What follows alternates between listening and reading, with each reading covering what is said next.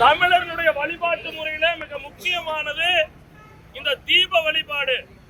கார்த்திகை ஜோதி அன்றைய தினம், திருக்கார்த்திகை அன்றைய தினம் எல்லா கோவிலிலும், குறிப்பா மலை கோவில்ல மலை மேல இருக்கக்கூடிய தீபத்தூண்ல தீபம் ஏத்துறது தான் தமிழர்களுடைய மிக முக்கியமான வழிபாட்டு நடைமுறையா இருந்துட்டு இருக்குது. ஆனா தமிழனுக்காக இருக்கிறேன்னு சொல்ற இந்த அரசாங்கம் தமிழர்களுடைய வழிபாட்டு உரிமையை குழி தோண்டி இன்னைக்கு புதைச்சிருக்குது.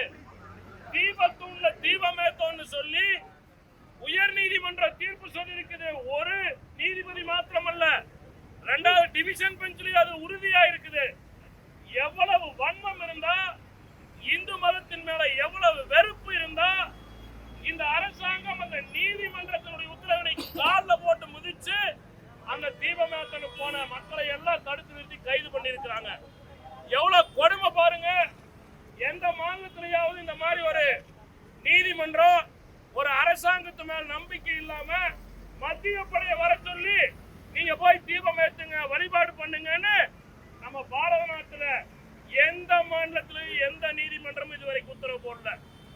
ஆனா தமிழ்நாட்டுல இன்னைக்கு நீதிமன்றம் இந்த தமிழ்நாடு போலீஸ் நம்பல. தமிழ்நாடு போலீஸ்னால இந்துக்களுக்கு நீதி கொடுக்க முடியாது. ஏன்னா இந்த ஸ்டாலினுடைய கைக்கூலியா, திமுகவுடைய கைக்கூலியா இந்த அரசு துறை எல்லாம் செயல்படுது.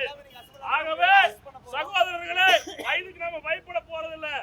இந்த அரசாங்கத்தின் மேல நீதிமன்றத்துக்கே நம்பிக்கை கிடையாது. இந்த அரசாங்கம் நமக்கு சவால் விடல, முருகனுக்கு சவால் விட்டு இந்த அரசாங்கம் தமிழ் கடவுள் முருகப்பெருமானுக்கு சவால் விட்டு இருக்குது.